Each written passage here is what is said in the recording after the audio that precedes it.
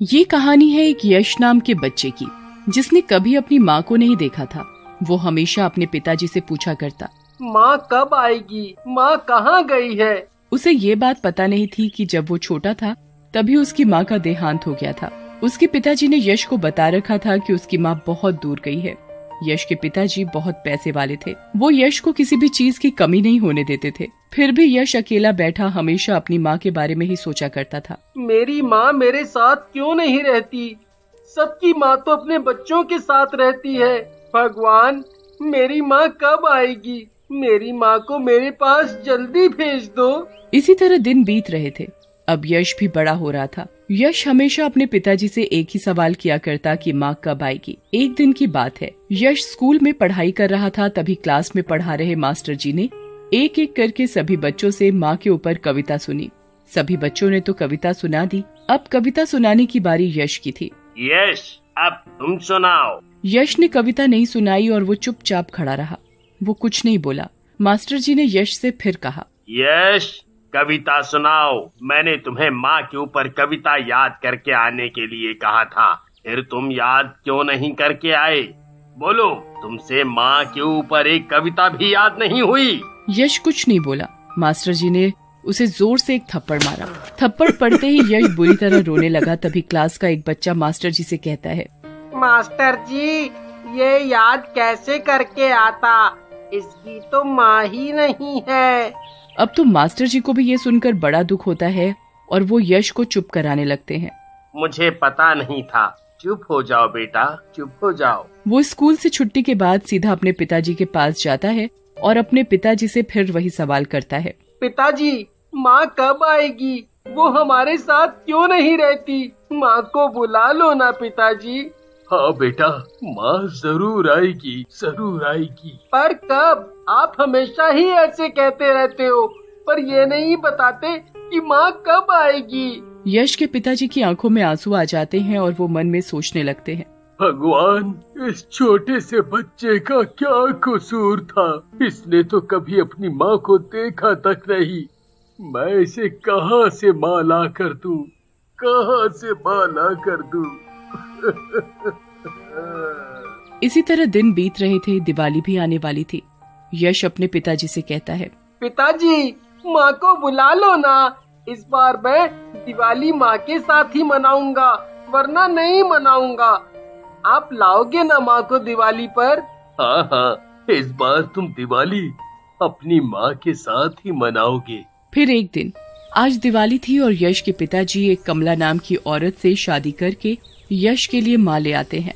यश, ये है तुम्हारी माँ। यश अपनी माँ को देखकर अपनी माँ से लिपट कर रोने लगता है। माँ, आप आ गई। आप मुझे छोड़कर कहाँ चली गई थी? अब मैं आपको कहीं नहीं जाने दूंगा।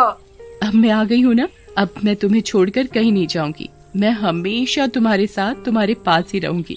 यश अपनी माँ को पाकर बहुत खुश होता है। माँ, मेरी प्यारी माँ। यश की माँ भी यश को बहुत प्यार करती है। वो उसका हर तरीके से ख्याल रखती थी, जैसे एक सगी माँ अपने बच्चे से प्यार करती है। फिर थोड़े दिनों बाद कमला के अपना बेटा होता है। फिर एक दिन यश के पिताजी को पता चल गया था कि उसकी पत्नी यश के साथ जायदाद के लालच में उससे प्यार का ढोंग कर रही है।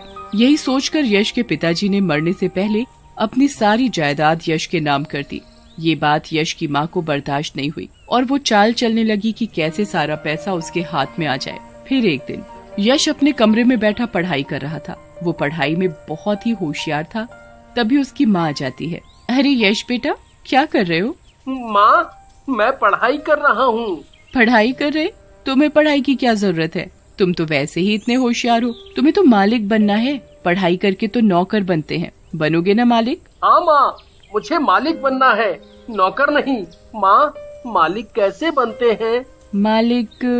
मालिक बनते हैं अपना घर का काम करने से, अपने खेतों में काम करने से। माँ, अब से मैं खेतों में काम करूँगा, घर का काम करूँगा। मुझे मालिक जो बनना है। कमला ने अपने बेटे को बाहर पढ़ने भेज दिया और यश से वो सारे काम करवाती थी जिसका पढ़ाई लिखाई से कोई लेना देना नहीं था। यश अपनी माँ की हर बात मानने लगा था। यश अपनी माँ के ऊपर आंख बंद करके भरोसा करता था। उसे लगता कि जो माँ कहती है वो ही सही है। इसी बात का उसकी माँ फायदा उठाती थी। फिर वो हर वो काम करने लगा जो उसकी माँ कहती। इसी तरह यश बड़ा हो गया और एक दिन यश को एक लड़की से प्यार हो गया और उसने ये बात अपनी माँ को बताई। माँ, मैं एक लड़की को पसंद करता हूँ, उसका नाम निशा है और उससे शादी करना चाहता हूँ। अब यश की माँ यश को मना नहीं कर सकती थी क्योंकि उसे दिखाना था कि वो उससे कितना प्यार करती है। फिर कमला यश की शादी निशा से करवा देती है। फिर कुछ दिनों बाद जब निशा को पता चलता है कि उसकी सास ने यश को इसलिए नहीं पढ़ाया लिखाया कि उसे हर चीज के हिसाब किताब के बारे में पता रहेगा, कमला ने उसे प्यार और अपनी ममता के जाल में बुरी तरह जकड़ लिया था। इसी बात का कमला हमेशा उसका इस्तेमाल करती थी। जब इस बात का निशा को पता चला तो उसने यश को बताया। तुम्हें पता है तुम्हारी माँ तुम्हारे साथ धोखा कर रही है। ये बात यश को बर्दाश्त नहीं हुई। तुम्हारा दिमाग तो खराब नहीं हो गया? तुम मेरी माँ के बारे में ऐसा बोल भी कैसे सकती हो? मेरा यकीन करो, मैं सच बोल रही हूँ। तुम्हारी माँ ने तुम्हें इसीलिए नहीं पढ़ाया लिखाया कि तुम जायदाद और बाकी की चीजों का हिसाब लगा सको। मैं अपनी माँ के खिलाफ एक और शब्द नहीं सुन सकता। वो मेरी माँ है, उनमें मेरी जान बसती है। तुम ऐसा सोच भी कैसे सकती हो? यश और निशा में माँ को लेकर आपस में बहस हो रही थी, तभी माँ आ जाती है। बहू, तुम मेरे बारे में ऐसा सोच भी कैसे सकती हो? मैंने तो हमेशा यश को अपने सगे बेटे से बढ़कर माना है और तुम मुझ पर ही इल्जाम लगा रही हो। तुम कैसी माँ हो जो बेटा तुम्हें अपनी जान से भी बढ़कर मानता है, जिसके लिए भगवान ही उसकी माँ है, और तुम अपने ही बेटे के साथ विश्वासघात कर रही हो। तुम तो माँ कहलाने के लायक भी नहीं हो। निशा की ऐसी बातें सुनकर यश आग बबूला हो जाता है और उसे मारने लगता है। निशा बार बार यश को समझाने की कोशिश कर रही थी, पर यश की आंखों पर तो माँ नाम की पट्टी पड़ी थी, जो उसे माँ के आगे कुछ दिखाई ही नहीं दे रहा था। निशा मन ही मन सोच रही थी, माँ की सच्चाई तो मैं सबके सामने ला कर रहूंगी। निशा एक पढ़ी लिखी लड़की थी। निशा ने ठान लिया था कि वो यश के आगे माँ की सच्चाई ला कर रहेगी। फिर वो एक कारखाने का हिसाब यश के आगे समझाने लगती है। आपको पता है इस साल हमें कितना फायदा हुआ है और किस चीज में कितना पैसा लगा और कितना मुनाफा हुआ?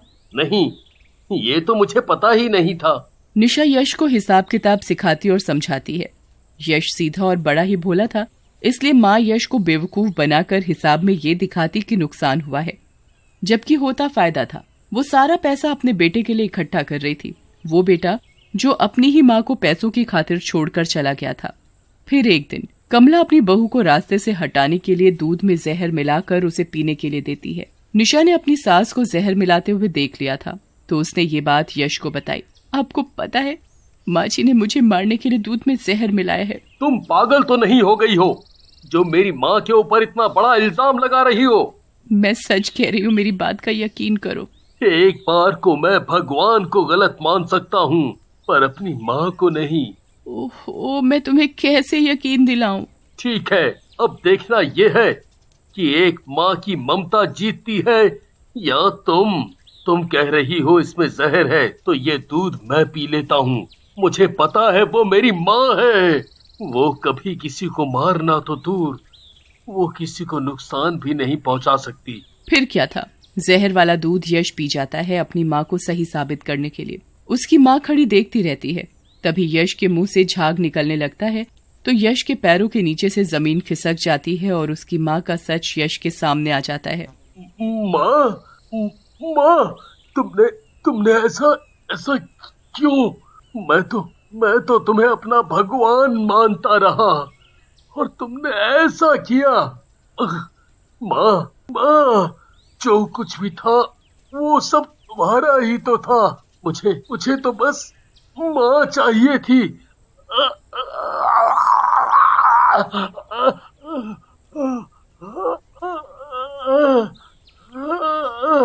यश की तबीयत बिगड़ती जा रही थी। तभी माँ के दिल से एक आवाज आई, ये ही तेरा सच्चा बेटा है जिसे तूने कभी अपना समझा ही नहीं। एक तेरा बेटा जिसने तुझे पैसों की खातिर छोड़ दिया। बचा ले अपने बेटे को, बचा ले, बचा ले। माँ तो आखिर माँ होती है, उसकी अंतरात्मा जाग जाती है। मेरा बेटा, मेरा बच्चा, मैं तुझे कुछ नहीं होने दूंगी। माँ यश को अस्पताल ले जाकर उसका इलाज करवाती है और उसे बचा लेती है, और इस बार वो यश को सच्चे दिल से अपने कलेजे से लगा लेती है और सही मायने में जीत माँ और बेटे के प्यार की होती है।